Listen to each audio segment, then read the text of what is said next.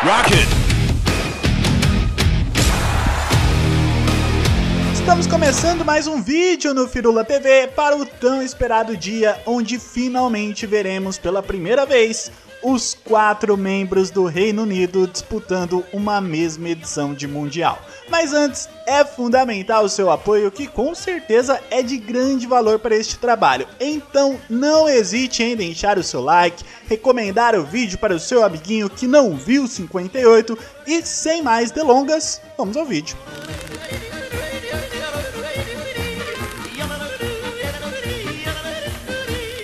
No episódio anterior falamos sobre a máquina húngara de Puskás, a reconstrução do nacionalismo alemão, o previsto fracasso brasileiro, enfim, se não viu, veja.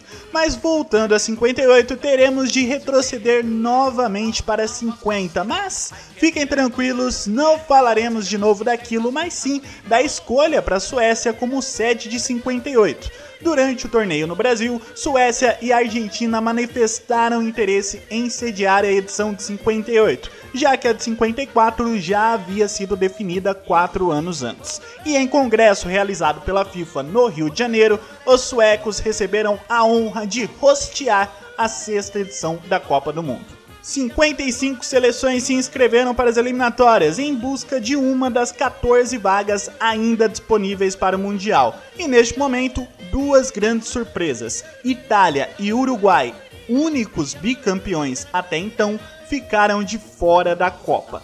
Os italianos surpreendidos pela Irlanda do Norte, que ao vencê-los na última rodada ficaram com a vaga. Já os uruguaios, atropelados pela seleção paraguaia.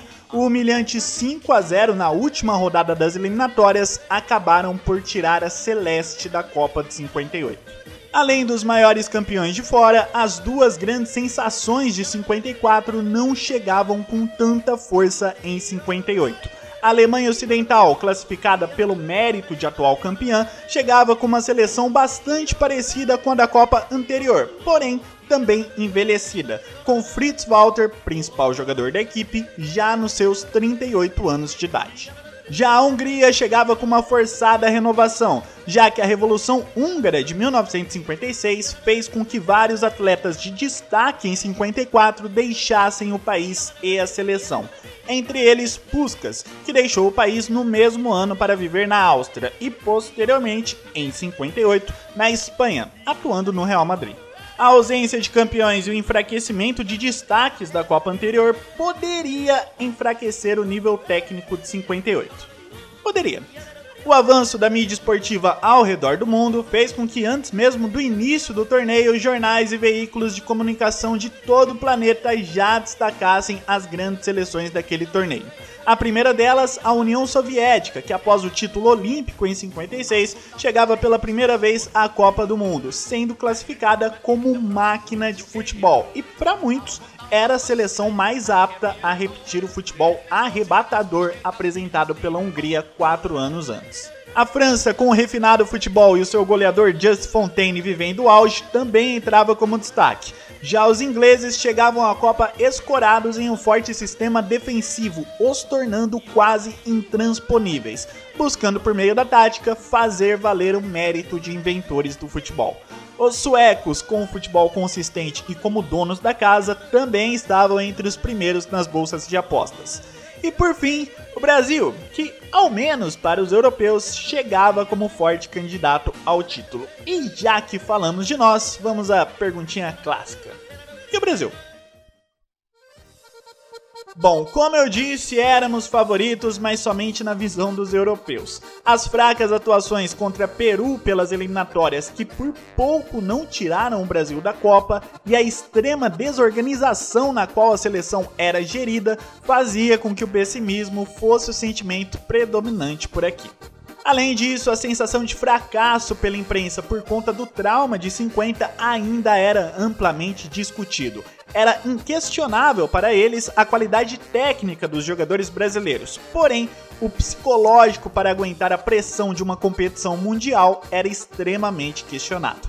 Talvez o mais famoso documento que comprove esse pensamento seja a crônica de Nelson Rodrigues, classificando não só os brasileiros, mas até mesmo o povo em geral como pessoas de grande potencial, mas com uma autoestima que não condiz com seu talento. O famoso complexo de vira-latas. Entre a eliminação em 54 e a preparação para 58, a seleção trocou de técnico por 7 vezes, e dezenas e mais dezenas de jogadores vestiram a amarelinha. Porém, um time de fato estava longe de ser formado. O recém-eleito presidente da CBD, João Avelange, percebeu a tempo o problema e, para fazer com que a seleção chegasse à Suécia com o mínimo de organização e um time com chances de conquistar a Copa, pediu ajuda ao empresário Paulo Machado de Carvalho, no que ficou conhecido como Plano Paulo Machado de Carvalho. Muito original o nome. Com carta branca da CBD para gerir a seleção, o empresário primeiramente definiu uma recheada comissão técnica, com grandes nomes da medicina, preparadores físicos, psicólogo, espiões de seleções adversárias, roupeiro, enfim. Algo que hoje pode parecer básico no futebol, mas que na época era novidade para a seleção brasileira. Entre as escolhas, Paulo Machado optou por Vicente Feola para o cargo de técnico, devido à proximidade e o fácil convívio que ambos tinham. Um total de 33 jogadores foram convocados por Feola para a preparação inicial. Como na época, jogadores que atuavam fora do Brasil por diversos motivos raramente eram convocados pela seleção, os craques Evaristo de Macedo e Julinho Botelho acabaram de fora, dando oportunidade para duas jovens promessas ocuparem as suas posições, Pelé e Garrincha. Porém, foi por pouco que ambos não acabaram de fora do Mundial. Primeiramente, Pelé, que em um amistoso de preparação contra o Corinthians, acabou lesionado. O próprio rei chegou a pedir que fosse cortado da seleção, mas os médicos garantiram que havia tempo para a recuperação.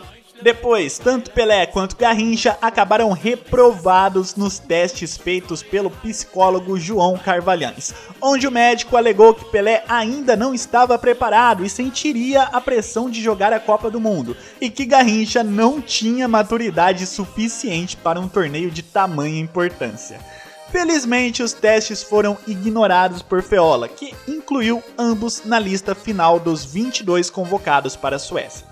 Além da dupla, a seleção tinha como destaques o seguro goleiro Gilmar, o capitão e zagueiro Bellini, o mestre da folha seca e líder Didi, o já veterano Djalma Santos, o agudo Nilton Santos, os goleadores Mazola e Vavá, além do multitarefa Zagallo, que durante o torneio acabou se tornando um pilar da equipe pela sua capacidade de variar posicionamento de acordo com o momento do jogo, assim possibilitando um apoio mais agudo dos laterais, além de também ajudar a preencher espaços no meio-campo. Bom, mas passadas as eliminatórias, estavam definidas as 16 seleções que disputariam a 6ª edição da Copa do Mundo. E ao contrário de 54, agora temos um regulamento bem menos complicado. 4 grupos onde todos jogam contra todos e os 2 primeiros avançam para o mata-mata. Simples e fácil de compreender. No dia 8 de junho de 1958, todos os jogos da primeira rodada foram realizados, mas coube aos suecos o pontapé inicial, 3-0 contra o México. A França, com uma imponente vitória e 3 gols de Fontaine, também já mostrou logo de cara do que era capaz. A seleção brasileira, ainda sem sua dupla invicta, conseguiu uma ótima vitória contra a Áustria. Os 2 gols de Mazola e 1 de Nilton Santos deram ao Brasil a liderança do grupo após o empate em 2-2 entre Inglaterra e União Soviética. Porém, no jogo seguinte ficou claro para todos que faltava algo a mais. Com Pelé ainda se recuperando de lesão e Garrincha de fora por questões táticas, a seleção brasileira não conseguiu superar o forte sistema defensivo inglês, onde mal passou do meio-campo, resultando na primeira partida sem gols da história das Copas. Após o empate, líderes como Nilton Santos, Didi e Bellini foram até Feola e pediram: Mané e Pelé já! Aparentemente, a própria comissão técnica já sabia naquela altura que a entrada de ambos no time era algo que teria de acontecer em algum momento. Por isso, não houve muita resistência por parte do treinador. A capacidade única de drible e improviso de Garrincha, junto à velocidade de raciocínio e inteligência de Pelé, só tinham a beneficiar e deixar aquele time ainda mais completo, principalmente em partidas contra seleções que jogavam de forma parecida dos ingleses. Com isso, para o embate final da fase de grupos, a voz do povo foi ouvida e a Copa do Mundo pela primeira vez viu em campo dois dos seus maiores jogadores. Com jogadas desconcertantes de todos os lados, o Brasil ganhou um novo fôlego. Em apenas 3 minutos, uma bola na trave de Garrincha, outra de Pelé e uma na rede de Vavá. Já no fim, o segundo de Vavá garantiu ao Brasil o primeiro lugar e a classificação para a fase seguinte. Chegando ao mata-mata, a França, com mais 2 de Fontaine, despachou a zebra Irlanda do Norte. A Suécia bateu a União Soviética, principal favorita antes do torneio. Já o Brasil, contra País de Gales, enfrentou mais uma vez a dificuldade de uma defesa bem montada, que só foi possível de ser superada com o inesperado. Pelé, aos 17 anos de idade, mostrando toda a sua capacidade de antecipação e leitura de jogo, fez o único gol da partida, classificando o Brasil para a fase seguinte e entrando para a história, ao se tornar o jogador mais jovem a marcar um gol em uma Copa do Mundo. Nas semifinais, a Suécia de virada venceu a atual campeã, garantindo assim a sua vaga na final. Na outra partida, França e Brasil. De um lado, o melhor ataque da Copa do Mundo até então, e do outro, um time em ascensão. Da calma e serenidade de Didi aos improvisos de Mané, o Brasil mostrou a sua superioridade. 5-2 com direito a hat-trick do menino Pelé. E mesmo eliminado, teve gol do Fontaine aqui também. Estava definida a final da 6ª edição da Copa do Mundo. De um lado, os suecos, donos da casa e praticantes de um futebol que até não podia encantar, mas que se mostrava extremamente consistente naquela competição, e do outro, a irreverência, o improviso, a magia e o cagaço. Sim, não adianta negar, o fantasma de 50 ainda apertava orifícios em 58. Tudo era motivo para um pezinho atrás e entre esses motivos, mais uma vez, sobrou para o uniforme. Como os suecos e brasileiros usavam a cor amarela, por sorteio a seleção brasileira acabou tendo de escolher outra cor de camisa para a final. E como não havia sido preparado um segundo uniforme, uma nova vestimenta teve de ser encomendada às pressas. O acontecido acabou baixando a moral dos jogadores brasileiros, que só foram se reanimar quando Paulo Machado de Carvalho usou o famoso discurso associando a cor azul do novo uniforme ao manto de Nossa Senhora Aparecida, assim usando a fé dos jogadores como estratégia de motivação. Até chegou a se cogitar uniformes brancos para a final, mas a lembrança de 50 fez com que essa ideia fosse rapidamente descartada. Com uniformes recém-costurados, Brasil e Suécia entraram em campo em um início irreconhecível da seleção brasileira. Logo aos 4 minutos, Lidholm abriu o placar para a Suécia. E aqui, mais uma vez, temos um dos tantos momentos mágicos da história das Copas. Didi, ao perceber o desespero dos jogadores brasileiros, fez o que só um líder é capaz de fazer. Ao invés de pedir pressa, pediu calma. Caminhando lentamente, ignorou todos os pedidos de agilidade dos seus colegas para a reposição. Com poucas palavras, mas uma atitude enorme, esfriou o jogo e a cabeça dos nervosos brasileiros, fazendo assim nossa seleção finalmente entrar em campo. Em 2 lances geniais de Garrincha e 2 tiros certeiros de Vavá, o Brasil terminava o primeiro tempo à frente. Com cada vez mais confiança, aquele time foi se soltando, a começar por Pelé. Tímido até então naquela final, fez isso aí. Zagallo também deixou dele, e por mais que os suecos tenham diminuído, mais uma vez, Pelé, mostrando aos 17 anos o quão completo já era, apresentou ao mundo uma espécie de novo esporte. Esqueçam o futebol inventado pelos ingleses, porque o nosso é muito mais divertido. Curiosamente, a decisão não teve um apito final, já que após perceber a bola entrar, o ainda adolescente Pelé, de tanta emoção, acabou tendo um desmaio em campo. Nada grave, mas ainda assim preocupou por alguns instantes tanto brasileiros quanto suecos. E como o jogo já estava nos acréscimos, acabou terminando por ali mesmo. Ao receber a taça, Bellini, o capitão brasileiro, estava cercado por fotógrafos e jornalistas. Assim, os demais jogadores pediram para que ele levantasse o troféu para que todos pudessem vê-lo. Dessa forma, o lendário zagueiro eternizou o gesto que viraria o símbolo de todo o time campeão. Jornais de todo mundo foram praticamente unânimes ao comentar o futebol apresentado pelo Brasil na competição. Elogios de todos os lados e até mesmo dos suecos. O jornal local Svenska Dagbladet classificou a final e o sentimento do povo sueco naquele dia da seguinte forma: nós suecos, voltando para casa, pensamos que acabamos de assistir a uma final de uma beleza excepcional. Do fundo do nosso coração, estamos contentes em ter visto o título mundial atribuído ao Brasil.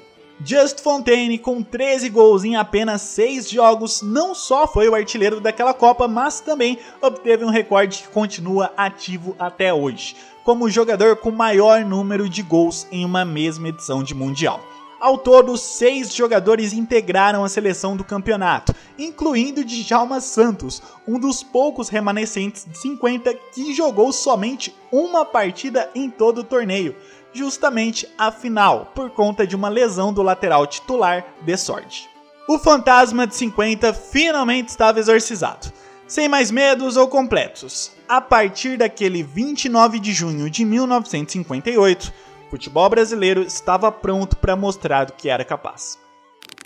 Bom, galera, vou encerrando o vídeo por aqui. Eu espero muito que vocês tenham gostado. E se sim, peço encarecidamente que você dê um like para ajudar o conteúdo e compartilhe o vídeo para pessoas que gostam de futebol e que, assim como nós, estão ansiosas pela Copa daqui a alguns meses. Não esqueça também de se inscrever no canal, caso não seja inscrito, e acompanhar os outros vídeos que agora estão sendo postados com um pouco mais de regularidade.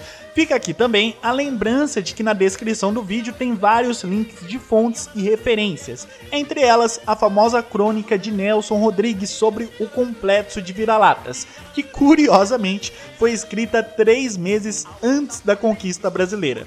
Não é um texto longo, tem aproximadamente uma página só, então dá pra ler de boas e também ter aí uma noção desse pensamento que era perpetuado na época. Enfim, grande abraço a todos vocês, brigadão e valeu!